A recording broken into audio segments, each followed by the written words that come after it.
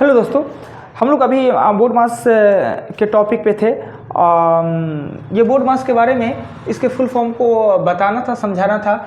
हमने इस दरमियान 2-3 बार कोशिश किया वीडियो को कंटिन्यू रखे, पर कुछ टेक्निकल प्रॉब्लम के कारण बीच बीच में ही कट हो गया है। अगेन हम आते हैं और इस बोर्ड मास के टॉपिक से संबंधित वीडियो को हम आपको समझाते हैं।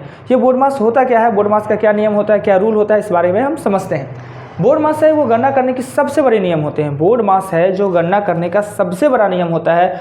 इस नियम से कोई छेड़खानी ना कर सकता है और ना इसे कोई पंगा लेने का। अर्थ हुआ क्या कि छेड़खानी करना या पंगा लेने का अर्थ का मतलब ये हुआ कि कोई इसे चाहेगा कि हम उसको उलट पुलट के और अपने अनुसार, अपने सुविधा अनुसार इसका यूज कर ले, संभव नहीं है।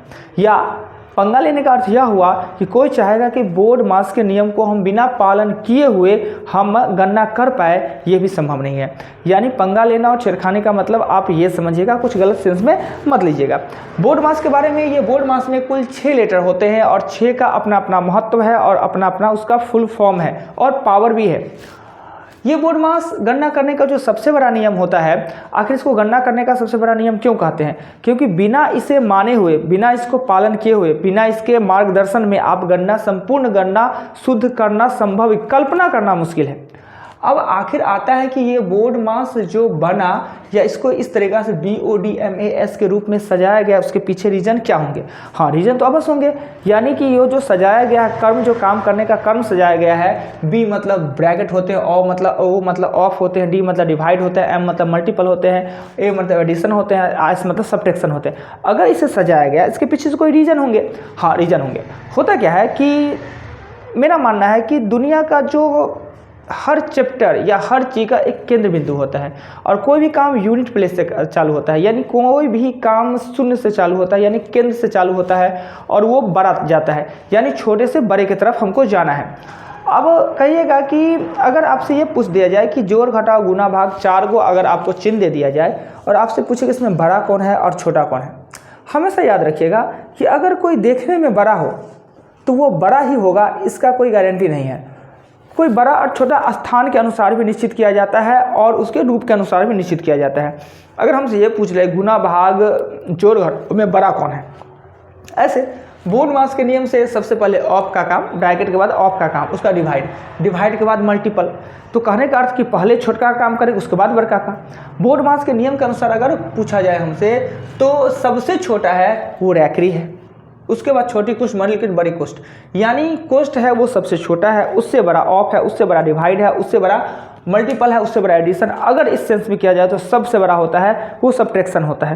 पर गणना जब करें और सब्ट्रैक्शन करने के बाद या एडिशन करने के बाद बड़ा रिजल्ट प्राप्त होता है, सब्ट्रैक्शन करने के बाद छोटा रिजल्ट प्राप्त होता है, इसका अर्थ यह नहीं हुआ कि कौन शक्तिशाली है, कौन अब बड़ा छोटा है। उस बड़ा छोटा के फेरे में मत पड़िए। स्थान के अनुसार कोई शक्ति कम शक्तिशाली या कोई ज़्यादा शक्तिशाली होता है। ओके, अब आता है, डिपेंड करता है कि इसको आप समझना है कि बोर्ड मास होता क्या है, इसके फुल फॉर्म क्या होते हैं। B4 होते हैं ब्रैकेट, और ब्रैकेट कुल होते हैं 4 प्रकार के ब्रैकेट होते हैं। एक होते हैं रेखा कोष्ठ, छोटी कोष्ठ, मिडिल कोष्ठ और बड़ी कोष्ठ। अब अभी हम लोग पढ़ते आ रहे थे, बचपन से भी हमको बताया जा रहा था कि कोष्ठ 3 प्रकार के होते हैं, बाकी 3 प्रकार के होते हैं। उसमें एक रेखा कोष्ठ भी होता है, इसका बहुत अल्प महत्व होता है और 9 के बराबर आवश्यकता होता है, इसलिए उसको रेखा कोष्ठ को हटा दिया जाता है। बहुत लोग इसको काउंट नहीं करते हैं, पर रेखा कोष्ठ भी होता है और रेखा कोष्ठ का भी उपयोग होता है। अब प्रश्न बनता है कि रेखा कोष्ठ बनता क्यों है, या कोष्ठ का निर्माण कैसे होता है, कोष्ठ क्यों दिया जाता है, किसी भी गणना में कोष्ठ देने के पीछे रीजन क्या है। तो मेरा मानना है या गणित का कहना है कि कोष्ठ क्या होता है कि अगर कोई पद का काम आपको दिया गया और वो काम करने में आप सक्षम ना हो, यानी कि कोई काम आपको दिया गया गणना करने के लिए, वो काम करने में आप सक्षम ना हो, तो उस काम को आप कवर करने के लिए, यानी उसको सेव करने के लिए उसको कोष्ठ में हम घेर देते हैं कि पहले हमें इसे करना था और ये हम करने में सक्षम नहीं हो पाए हैं और अगला काम करना पड़ रहा है, इसलिए हमने कोष्ठ दे दिया। जैसे कि बता रहे हैं कि एग्जाम्पल के रूप में अगर आपको यह कह दे कि किसी संख्या में 5 जोड़ने पर आपका उत्तर क्या होगा, किसी संख्या में 5 जोड़ने पर इसका उत्तर होगा क्या, वो बताना है। किसी संख्या का मतलब होता है कि मैथ में माना का एक क्या कहिए, जब कोई भी पद अननोन है या ज्ञात करना हो या उसके बारे में जानकारी ना हो, पर ये है पता कि यहाँ पे कोई संख्या होगा, वो संख्या है कितना और उसे डिनोट करने के लिए, उसे चिन्हित करने के लिए हम संख्यात्मक मान छोड़कर किसी भी चिन्ह का प्रयोग कर सकते हैं। वहाँ x के बदले आप y भी, z भी, a b c d b भी मान सकते हैं। सिर्फ संख्यात्मक मान न देके और जो गणित के गणना में चिन्ह का प्रयोग किया जाता हो, जिसका गणित में कोई महत्व होता हो, उसको छोड़ के आप वहाँ पर अल्फ़ाबेट का कोई दे सकते हैं। अंग्रेजी अल्फ़ाबेट दे, हिंदी अल्फ़ाबेट दे, या कोई अलग सिंबल भी हो, जैसे हैच दे सकते हैं, रेट ऑफ दे सकते हैं, कोई चिड़िया बना सकते हैं, बत्तख बना सकते हैं, स्टार दे सकते हैं, यानी जिसका कि गणित की गणना में कोई मीनिंग ना हो, ऐसा चिन्ह हम प्रयोग कर सकते हैं। कहाँ पे कि अगर कोई पद ज्ञात करने के लिए कहा गया और वो पद ज्ञात करने में हम सक्षम ना हो, तो उसे चिन्हित करने के लिए हम एक्स वाई जेड, अगर एक संख्या माना है तो एक्स, 2 वाई, 3 जेड, आगे आने के बाद हम एक्स वाई जेड के अलावा भी 100 मानने लगते हैं, उसका 100x मानने लगते हैं। और जब जैसे जैसे आपका क्लास आगे बढ़ता है, आप देखिएगा कि मेरे इच्छा जो मेरा मन होगा, 2 4 5 7 कटहर चूड़ा कुछ भी मान सकते हैं, अलाना फेंकाना ढेकाना कुछ भी हम मान सकते हैं। पर उसके पीछे भी रीज़न है, मेरा अपना मन मर्जी तो चलता नहीं है, यानी मैथ मेरे हिसाब से नहीं चलता है, हम लोग मैथ के हिसाब से चलते हैं। तो फिर भी कहाँ पे कौन सी मान ले, कभी आप देखिएगा हम 3 मान लिए, कभी हमने 5 मान लिया अपना सुविधा से, कभी 7 मान लिया, उसके पीछे भी रीज़न है। हर जगह हर चीज़ का यूज नहीं होता है। अगर वो कंडीशन फिल होता होगा तो हम वहाँ पे मान सकते हैं। जैसे अगर मान कहता है कि किसी संख्या को आधा करना, आधे करने पर, या किसी संख्या को तिहाई करने पर, तो इस कंडीशन में हम क्या कर सकते हैं, x ना मान के 3x मान ले, या 3 मान ले, 3 का तिहाई करना 1 होता है, या 2 मान ले, आधा करना है तो 2 मान ले। तो इसका रीजन है, आगे पढ़िएगा, आगे जैसे से आगे चैप्टर बढ़ता जाएगा वैसे वैसे आपका ज्ञान डेवलप करते जाएगा और उस बात को आप समझते जाएगा। अभी जो है, अगर टॉपिक को छेड़ते हैं, अगर मेन टॉपिक जो बोर्ड मास है इसको छोड़ के दूसरे टॉपिक पे जाते हैं, वीडियो इतना लंबा हो जाएगा और लगता है कि कहीं आपको बोरिंग ना फील हो, यानी जो बातें होना चाहिए जिस वीडियो में उसी पे बात करें। तो बोर्ड मास कहने का मतलब है कि अगर कोई काम करने में हम सक्षम ना हो या ना कर पाते हो, अगले पद का काम करना पड़े, तो इस कंडीशन में हम क्या करते हैं कि कोष्ठ से घेरते जाते हैं। एक पद का क्लियर नहीं करने पर दूसरा पद भी करना पड़े तो उसको भी मिडिल कोष्ठ घेर दे, उसके बाद भी छोटी कोष्ठ बड़ी कोष्ठ घेर दे। ये चीज़ निश्चित है कि ये जो रेखा कोष्ठ होता है वो आपको स्वतंत्र रूप में भी देखा जा सकता है। छोटी कोष्ठ जहाँ पे भी छोटी कोष्ठ होगा, छोटी कोष्ठ के अंदर में भी आप रेखा कोष्ठ देख सकते हैं। अगर आप ये भी देख सकते हैं कि अगर मिडिल कोष्ठ है तो उसमें एक छोटी या 2 छोटी या एक से अधिक छोटी कोष्ठ हो, निश्चित है कि होगा ही। ओनली फॉर आप चाहिएगा कि मिडिल कोष्ठ हो, उसमें छोटी कोष्ठ ना हो, ऐसा संभव नहीं है। अगर आप बड़ी कोष्ठ है उसके अंदर में मिडिल कोष्ठ, एक से अधिक मिडिल कोष्ठ भी देख सकते हैं और छोटी कोष्ठ भी उसमें एक से अधिक देख सकते हैं। यानी कि रेखा कोष्ठ स्वतंत्र रूप में अकेले रह सकता है, छोटी कोष्ठ भी बिना रेखा कोष्ठ का भी रह सकता है, पर मिडिल कोष्ठ बिना छोटी कोष्ठ का नहीं हो सकता है, और बड़ी कोष्ठ बिना मिडिल कोष्ठ और मिडिल कोष्ठ बिना छोटी कोष्ठ का नहीं हो सकता है। एक बड़ी कोष्ठ में एक से अधिक मिडिल कोष्ठ और एक से अधिक छोटी कोष्ठ हो सकता है। तो आइए कोष्ठ के बारे में हमने समझा, यानी कोष्ठ देना कहाँ होता है, कोष्ठ की उत्पत्ति कैसा होता है। अगर एक पद का काम करने में हम सक्षम ना हो और अगले पद का काम करना पड़े तो हम उसे कोष्ठ में घेर देते हैं, राइट, ओके। अब नेक्स्ट आता है ओ फोर होता है, ओ फोर होता है ऑफ, ओ फोर होता है ऑफ। ऑफ मतलब होता है मल्टीपल, मल्टीपल मतलब होता है का। ये का और ऑफ जो होता है वो बेस होता है, किसी भी क्वेश्चन के लिए यह बेस होता है। ऑफ में दिया गया संख्या या का होता है वो उसका बेस होता है, आधार होता है, इसी पे पूरे चैप्टर आधारित होता है। जैसे कि अगर किसी चैप्टर में कह दे कि 5/3 का, तो यहाँ पे जो हर में रहता है, हर में दिया गया संख्या को ही हम का कहते हैं और वो मूल संख्या के रूप में यूज किया जाता है। चलिए नेक्स्ट हम में आते हैं कि ये का, और आगे बढ़ते हैं इस पर चर्चा करते हैं। D4 होता है आपको डिवाइड, M4 होता है आपका मल्टीपल, A4 होता है आपका एडिशन और S4 होता है आपका सब्ट्रैक्शन। अब यहाँ पे देख रहे हैं कि ये दो वो मिलता जुलता है, ये दो वो मिलता जुलता है, यानी गुना और मल्टीपल, ऑफ और मल्टीपल दोनों गुना की तरह ही है, चिन्ह भी दोनों का सेम है, पर दोनों का काम करने का जो स्टेप है वो अलग अलग है। इसके एक स्टेप बाद डिवाइड के बाद मल्टीपल है। क्या दोनों ऑफ में दिया गया गुना और मल्टीपल में दिया गया गुना दोनों सेम है? अगर सेम रहता दोनों को एक ही पद में काम करते, यानी कि यह दोनों सेम नहीं है, सेम नहीं है, ठीक है, सेम नहीं है। तो आखिर अंतर है क्या, दोनों में क्या डिफरेंस है, ये भी तो जानना होगा। तो होता क्या है कि कभी कभी क्या होता है कि सिर्फ दो संख्या और 2 ग्रुप, यानी ये दो संख्या के ग्रुप को गुना करना होता है और ये सिर्फ संख्या को गुना करना होता है। यानी कि जैसे कि एग्जाम्पल के रूप में हम क्लास में भी बोलते हैं कि एक होता है प्रीपोजिशन और एक होता है कंजंक्शन। प्रीपोजिशन होता है जो दो वर्ड को जोड़ता है और कंजंक्शन होता है वो दो सेंटेंस को जोड़ता है। तो एक गुना होता है वो दो सेंटेंस को यानी दो संख्या को यानी इधर के पूरे लेफ्ट वाले को पूरे राइट के साथ को मल्टीपल कर देना होता है, और एक मल्टीपल होता है जो कि ओनली फॉर दो संख्या को आपस में गुना करता है। यानी ये दो ग्रुप को करता है और ये दो संख्या को, पर होता है गुना की तरह ही होता है, गुना जैसे करते हैं उसी प्रकार से होता है। पर ये किसी भी ऑफ जो रहता है वो किसी भी संख्या का बेस ऑफ में दिया गया संख्या होता है, वो मूल संख्या होता है, ओरिजिनल होता है। सभी काम उसी पे, या नंबर सिस्टम पढ़ रहे हो या प्रतिशत पढ़ रहे हैं, कोई भी चैप्टर पढ़ रहे हैं, तो ये ऑफ में दिया गया संख्या का बड़ी महत्व होता है। तो आपने ये देखा कि ये ऑफ वाला मल्टीपल, ऑफ वाला गुना और मल्टीपल वाला गुना में क्या डिफरेंस है, क्या अंतर है। अब इसके बाद आता है कि डिवाइड और मल्टीपल आता है, एडिशन आता है, सब्ट्रैक्शन आता है। देखिए ये दोनों आपस में संबंधी हैं। हम इसी चैप्टर में पूरक का भी चर्चा करेंगे। पूरक होना और संबंधित होना में क्या, संबंधित मतलब संबंध होना, रिलेशन बनना, और कुछ दोनों के एबिलिटी समान होना, इसको कहते हैं रिलेशन। यानी कि वंशानुगत गुण मिलना होता है कि बाप में जो लक्षण है पुत्र में भी, बेटा में भी वो लक्षण आ जाए, तो ये दोनों संबंधित है। अब कैसे संबंधित है ये बताते हैं। मल्टीपल और एडिशन, डिवाइड और सब्ट्रैक्शन आपस में कैसे संबंधित है, दोनों का रिलेशन क्या है। हमसे पूछा जाए तो हम तो कहेंगे सीधा कि मल्टीपल का उत्पत्ति प्लस से हुआ है, यानी कि गुना का जो पिता है वो प्लस है और प्लस का जो पुत्र है वो मल्टीपल है। अब कहिएगा दोनों का गुण मिलता कैसे है। गुना भी है वो बढ़ाने का काम करता है, विकास करने का काम करता है, बड़ा बनाने का काम करता है, और एडिशन भी है ये भी बड़ा करने का काम करता है। यानी एडिशन है वो धीरे धीरे बड़ा करता है और मल्टीपल है वो एक बार में बड़ा कर देता है। यानी कि कुछ डेवलप है, पिता से कुछ डेवलप है, यानी पिता मैट्रिक पास है और बेटा बीए पास कर जाना हो, ये है दोनों। वही गुण है डिवाइड और सब्ट्रैक्शन में। डिवाइड का भी मतलब होता है बंटवारा करना और सब्ट्रैक्शन का भी मतलब होता है बंटवारा करना, यानी भाग भी संख्या को बांटने का काम करता है और डिवाइड भी बांटने का। डिवाइड और भाग में क्या, माइनस में क्या अंतर है कि माइनस है वो बांटता है, कम तो करता है, छोटा तो करता है, पर वो कभी कम कभी ज़्यादा कभी कम, पर कम करने का ही काम करता है। और ये डिवाइड है, डिवाइड का मतलब होता है कि एकदम बराबर भागों में बंटवारा कर देना, बराबर भागों में, यानी ये भी छोटा बनाने का काम करता है, ये भी छोटा, इसलिए दोनों आपस में संबंधित है। यानी कि माइनस से ही डिवाइड का उत्पत्ति हुआ है और प्लस से ही मल्टीपल का उत्पत्ति हुआ है। ये दोनों मल्टीपल आपस में संबंधित है।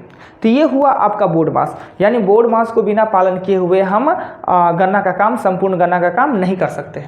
अब आता है क्या कि संबंधित होना और पूरक होने का अर्थ क्या है। यह वीडियो YouTube पे जाने के बाद हो सकता है कि कुछ ज्ञानी व्यक्ति हैं जिनको मैथ का बहुत अतिरिक्त ज्ञान हो, ज़्यादा ज्ञान हो, हमसे बहुत ज़्यादा ज्ञान हो। मेरे पास तो ज्ञान है नहीं, बस थोड़ा सा हम मैथ जानते हैं, तो अपना कोशिश करते हैं कि अगर मेरे पास जो भी है थोड़ा बहुत ज्ञान है उसको हम सभी के पास पहुँचावे। हो सकता है कि मेरे ज्ञान में कुछ कमी हो और हमसे कुछ त्रुटि भी होता हो और हमें पता ना हो, पर हम सीखेंगे। अगर हमें त्रुटि होता है तो हम आगे इस चीज़ को सुधार करेंगे। पर हम जिस वर्ड का यूज करना जा रहे हैं, कि जो वर्ड यूज करेंगे, अक्सर जो अच्छे मैथमेटिक्स जानते होंगे वह कह सकते हैं कि ये गलत बोल रहा है आके, और यूट्यूब पे मुँह लेके आ जाता है और कुछ भी बोल देता है और बच्चे को गुमराह करता है या गलत संदेश देता है। पर मेरी बातों को सुनिए, समझिए। हमने कहा कि ये दोनों संबंधित है, संबंधित मतलब गुण मिलना, और हमने आपको बताया, समझाया कि दोनों में सब्ट्रैक्शन और डिवाइड में क्या गुण मिलता है, राइट। इस दोनों में भी एबिलिटी है, ये मिलता है, यानी संबंधित है, खून का रिश्ता है दोनों में, यानी दोनों का एबिलिटी है वो मिलता है, गुण है वो मिलता है। वैसे ही हम 4 वर्ड यूज कर रहे हैं। पूरक, पूरक वर्ड का मतलब होता है पूर्ति करने वाला, पूरक वर्ड का मतलब होता है पूर्ति करने वाला। अभी हम आपको बताएंगे प्लस और माइनस एक दूसरे के पूरक होते हैं। ये गणित के किसी भी किताब में ना लिखा हो, पर हम आपको ये समझाने की कोशिश कर रहे हैं कि पूरक का मतलब क्या होता है, पूर्ति कर देने वाला। यानी अगर आपको प्लस किसी संख्या में अगर 100 में 10 जोड़ दे तो 110 हो जाता है, फिर 100 में 10 माइनस कर दे, 110 में 10 माइनस कर दे, फिर वहीं पे आ जाता है।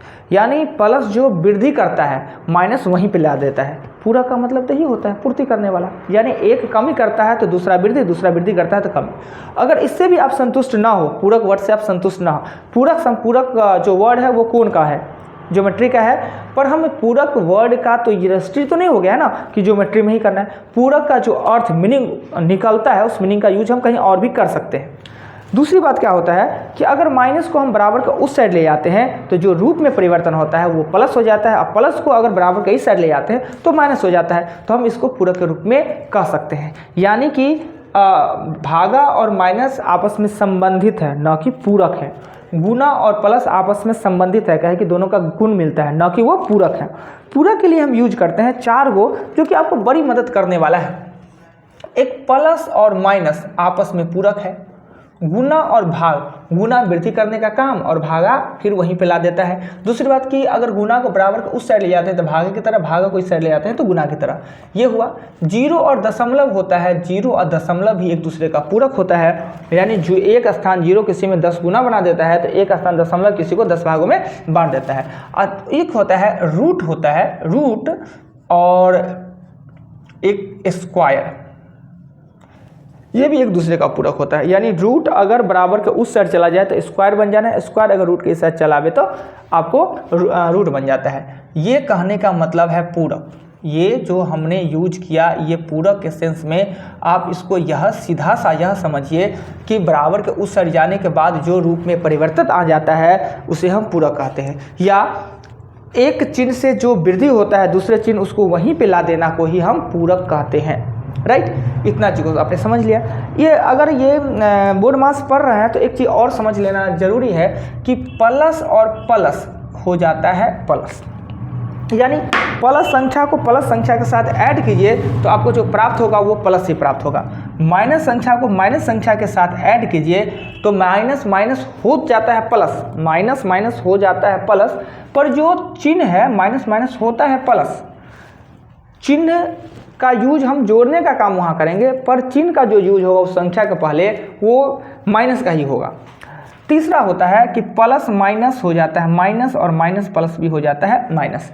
अब हम जोड़ घटाव काम कर रहे हैं और जो उत्तर हमें प्राप्त होता है उसे हम माइनस में लिखे कि प्लस में लिखे, उसके लिए बड़ी छोटा सी बात पे ध्यान देना है कि अगर आप गणना कर रहे हैं और अंतिम रूप में जब दो पार्ट को आपस में आपको जोड़ या घटाव रहे हैं, दो संख्या जब बच जाए बड़े बड़े गुना माइनस प्लस करने के बाद जब 2 में आ जाए और अंतिम रूप से जब उसका जोड़ घटाव करते रहे तो आपको ये देखना है कि प्लस और माइनस है होना माइनस ही है, या माइनस माइनस है होना प्लस ही है, या प्लस प्लस है होना प्लस ही है। पर जो उत्तर प्राप्त हुआ उसमें हम कौन सा चिन्ह का यूज करें, इसके लिए बड़ी आसान सा है कि जब 2 पार्ट बच जाता है, प्लस माइनस में 2 पार्ट बच जाते हैं, 2 संख्या बच जाते हैं, उसमें से बड़ी संख्या को देखिए। अगर बड़ी संख्या प्लस में है तो आप उत्तर प्लस में लिखिए, अगर बड़ी संख्या माइनस में है तो आप अपना उत्तर माइनस में लिख सकते हैं। जिससे कि एग्जाम्पल के लिए आप एग्जाम्पल के हम बता रहे हैं कि -7 है और -3 है, तो माइनस माइनस कहता है कि प्लस, तो माइनस और माइनस करने पे प्लस हो गया तो 7 दिन 10 लिख देंगे, यहाँ पे 10 लिख देंगे। नहीं हो बाबा, यहाँ 10 नहीं -10 लिखेंगे। अगर बाय द वे कि इस -7 है प्लस 3 है, हम जानते हैं प्लस माइनस होता है माइनस, तो माइनस का चिन्ह दे देंगे, यहाँ पे तो माइनस का चिन्ह दे देंगे -4। अगर मान लेते हैं यहाँ 3 रहता, -3 अब +7 रहता, तो प्लस माइनस तो होता है माइनस, तो क्या चिन्ह हम यहाँ माइनस का दे दे, -4 दे देंगे? नहीं, देखना है कि अंतिम रूप में दोनों में से जो बड़ा है वही चिन्ह का प्रयोग करते हैं, प्लस का प्रयोग करेंगे। तो ये आपका हुआ बोर्ड मास। बोर्ड मास के बारे में हमें लगता है कि आप अच्छे से समझ गए होंगे, नहीं हो तो दोबारा इस वीडियो को देखिए और बोर्ड मास को आप समझ जाइएगा कि बोर्ड मास क्या होता है। नेक्स्ट वीडियो है वो बोर्ड मास के आगे हम विभक्ति का नियम लाएंगे, जो कि बहुत जल्द अपलोड हम कर देंगे यूट्यूब पे। अगर किन्हीं को किसी भी बातें में डाउट हो तो आप कमेंट करके भी हमसे पूछ सकते हैं, या कोई सुझाव देना हो तो वो भी आप कमेंट कीजिएगा। हम कोशिश करेंगे कि हम अगले वीडियो से उस अपने कमी को हम दूर कर सके और बेस्ट से बेस्ट परफॉर्मेंस हम कर सकें यूट्यूब पे आपके सामने में। और अभी मेरा स्टार्टिंग वीडियो है तो बहुत ज़्यादा नॉलेज भी नहीं है वीडियो से संबंधित, और कॉन्फिडेंस की कुछ वीकनेस है, कॉन्फिडेंस कुछ कम है, धीरे धीरे वो कॉन्फिडेंस आ जाएगा। हम चाहते हैं कि वीडियो पर भी मेरा क्लास वाला कॉन्फिडेंस आ जाए, तो सबको बहुत ज़्यादा मज़ा आने वाला है। तो नेक्स्ट वीडियो आप देखिएगा, हर एक वीडियो के बाद आने वाले वीडियो के बाद मेरे जो लैंग्वेज है, बातें करना है, कॉन्फिडेंस है, वो बुशअप होगा, ऊपर जाएगा, हाई होगा और आप लोग को मदद मिलेगा इस कंपटीशन दुनिया में, कंपटीशन फेज को कंप्लीट करने में और अपने लक्ष्य को हासिल करने में। अगर मेरा उसमें तिनका सा भी मदद रहा तो मैं समझूंगा कि मेरा जीवन धन हुआ और यानी यहाँ पृथ्वी पे आके कुछ हमने अच्छे काम किए। और आप मेरे वीडियो को विजिट करते रहिए और आपको हर वीडियो में कुछ ना कुछ नया मिलने के लिए, नया सीखने के लिए अवश्य मिलेगा। इस वीडियो के लिए इतना ही।